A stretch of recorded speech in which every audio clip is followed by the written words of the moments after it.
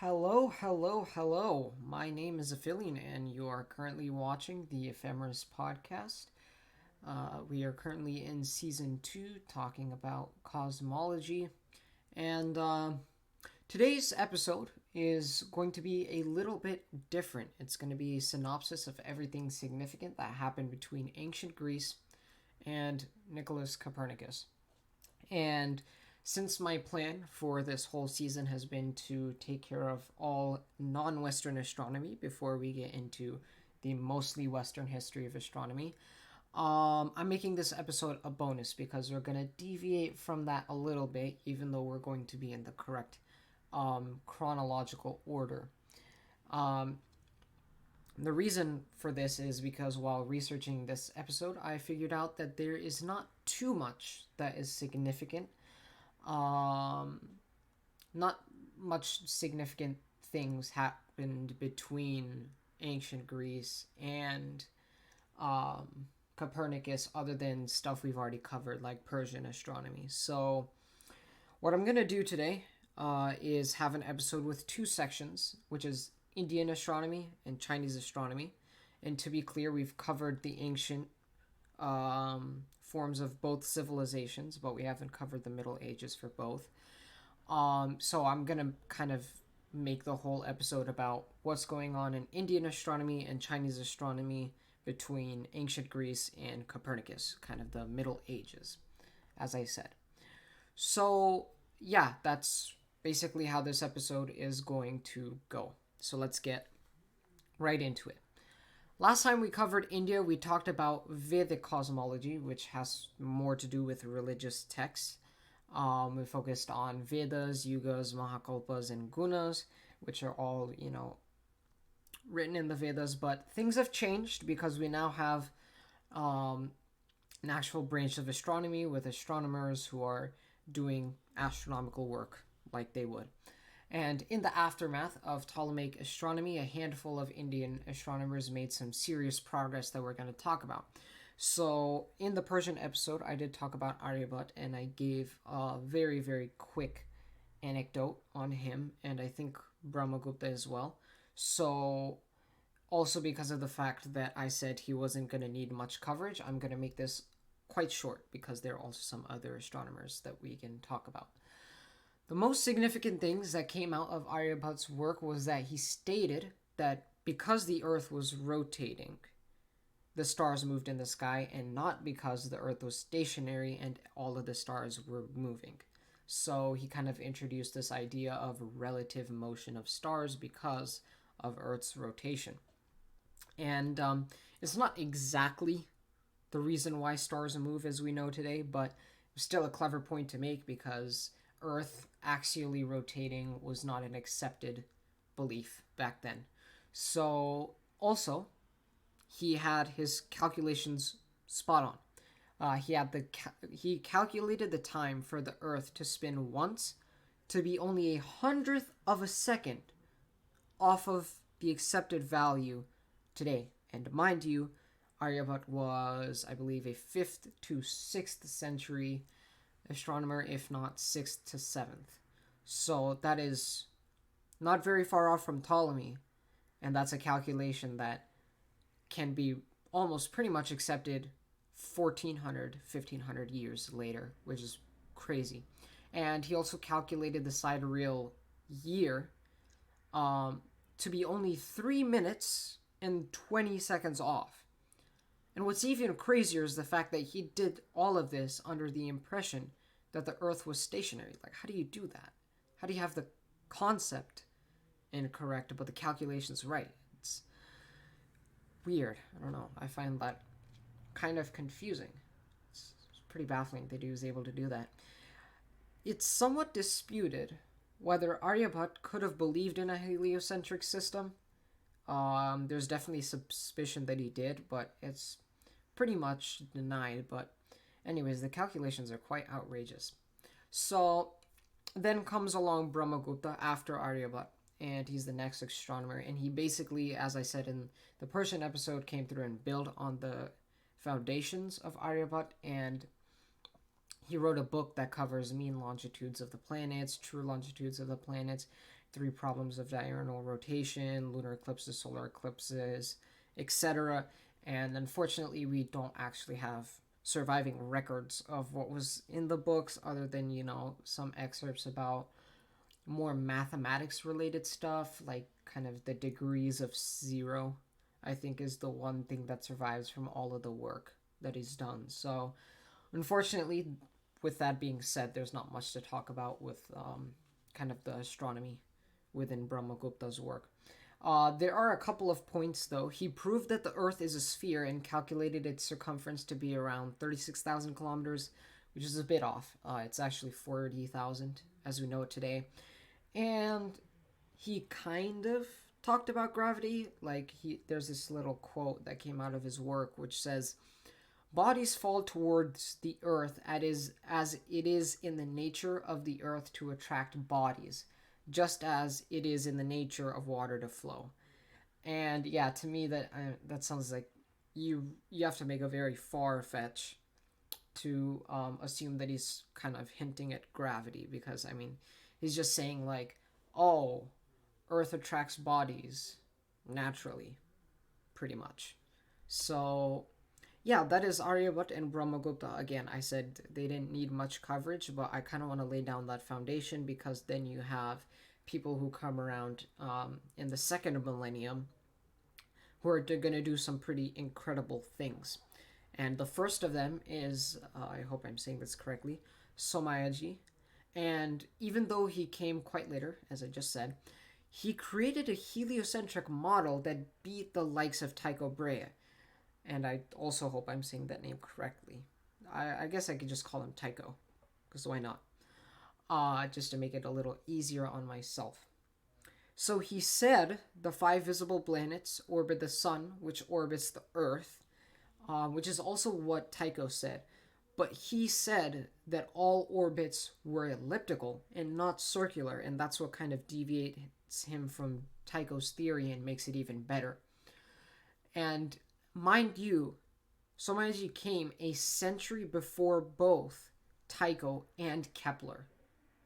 So, unbeknownst to us, because we don't really pay attention to that part of astronomy, he was ahead of his time. And then you have another astronomer, and again, this is another really difficult name, Achyuta Pisarati. I hope I'm saying that right.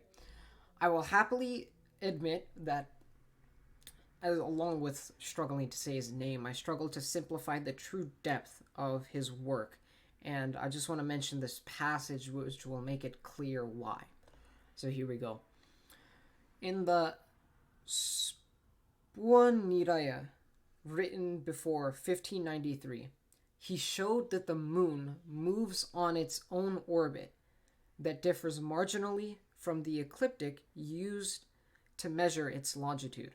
He proposed a correction to the calculation which is called the reduction to the ecliptic, and further elaborated on it in his Rigola Sfuanti. I hope I'm saying that right. Very difficult names today on this episode. So the method was: multiply the tabular cosine and sine of the difference between the moon and the node, and the product by the tabular versine of the moon's maximum latitude. Divide this by the tabular cosine of the latitude for the given moment, and divide the quotient further by the tabular radius. So if you want to take a moment to figure out that whole derivation, I know there's a visual as well that shows you how he equates all of this stuff, kind of put with modern variables. But if you can decipher that through audio, good for you, because that was very difficult for me. But the reason why I mention it, even though I struggle to simplify, is that what should be understood is that Pisarati had the reduction to the ecliptic figured out by the time Tycho could claim to be the first in the Western world to do it. So it's kind of, Pisarati was pretty much just a contemporary of Tycho that is less known, but had the reduction to the ecliptic pretty much figured out. And even more, he presented new methods of calculating eclipses using different mathematical systems altogether. So I think that's quite impressive as well. But one more thing before I move on to what's going on or what was going on in China. The Surya Siddhanta, written circa the 5th to 6th century CE, has to be one of the most crazily accurate treatises of the first millennium.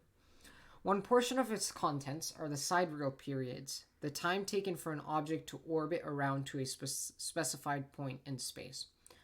Just listen to this. The sidereal period of the moon in the Surya Siddhanta is 27.322 days. The modern value is 27.32166. Okay? Mercury in the Surya Siddhanta, 87.97 days. Modern value, 87.969. That is only a thousandth of a day off. And you might say a thousandth of a day. Whoa, that's only 2 minutes. That's very, very accurate. Mars, 687 days in the Surya Siddhanta. Modern value, 686.98.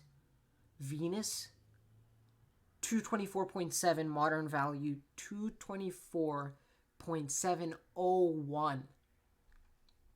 Jupiter, 4,332.3. Modern value, 4,332.587.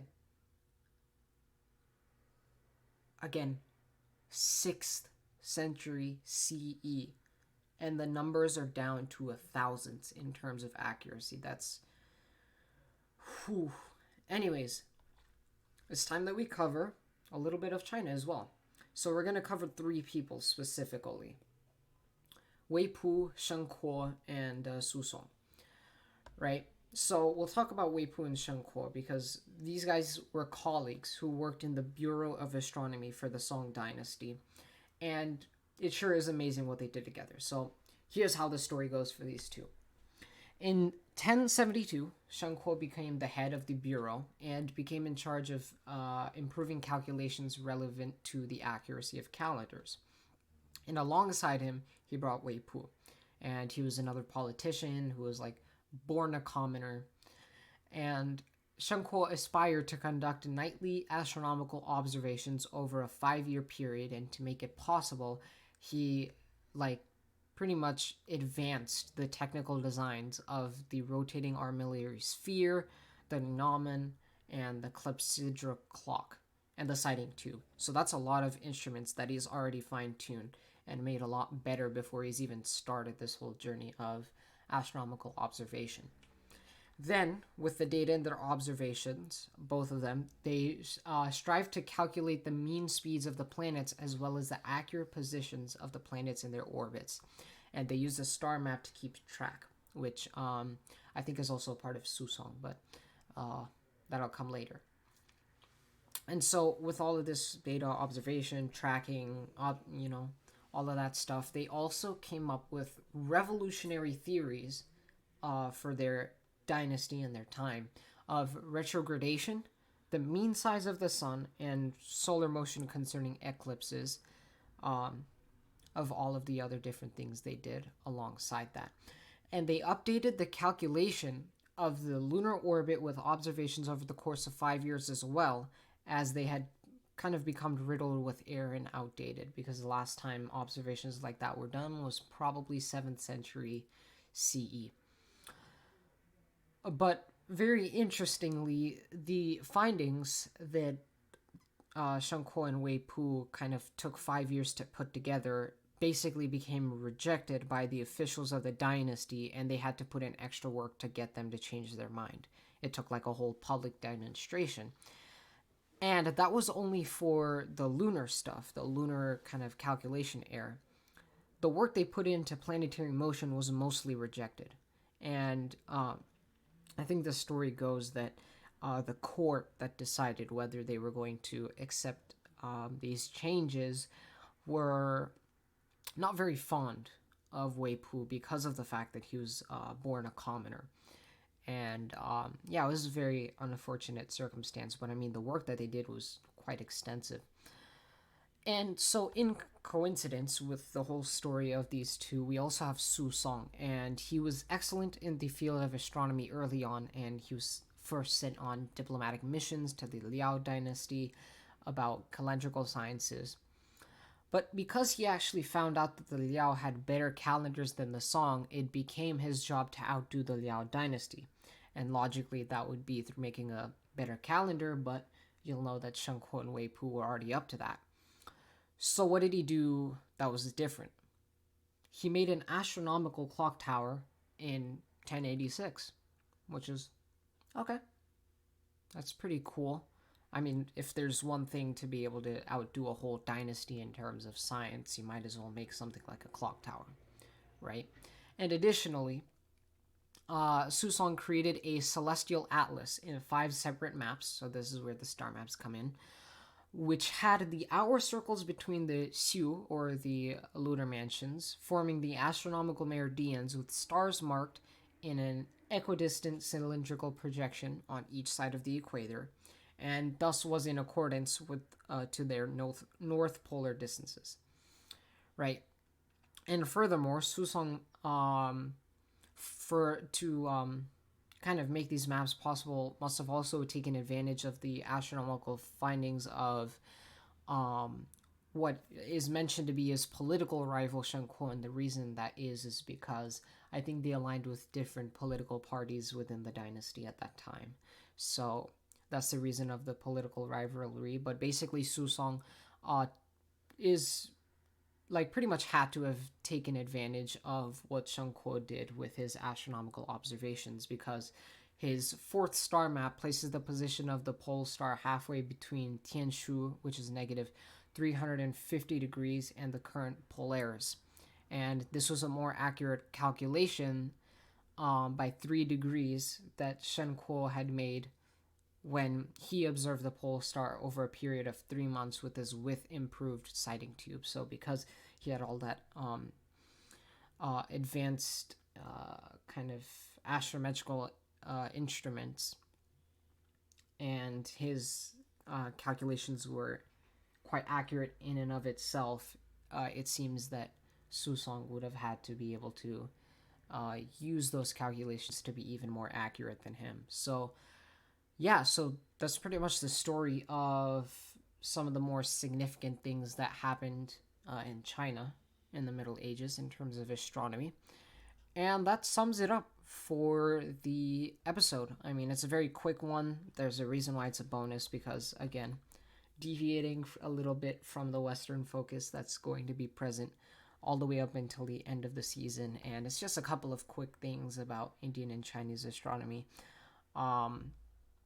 And yeah, if you enjoyed the podcast episode, I know I went through things quite quick, but if you found interest in the topics of today's episode, I would sincerely appreciate a subscribe on YouTube if you're watching or listening there. And if you're on Spotify, thank you very much for listening on Spotify. I would appreciate a follow over there. And until the next episode, which I think will be about Copernicus, and following that will probably be Tycho and Thomas Diggs. Anyways, I'm going off on a tangent. Until next week's or Sunday's episode, I will see y'all later. Bye.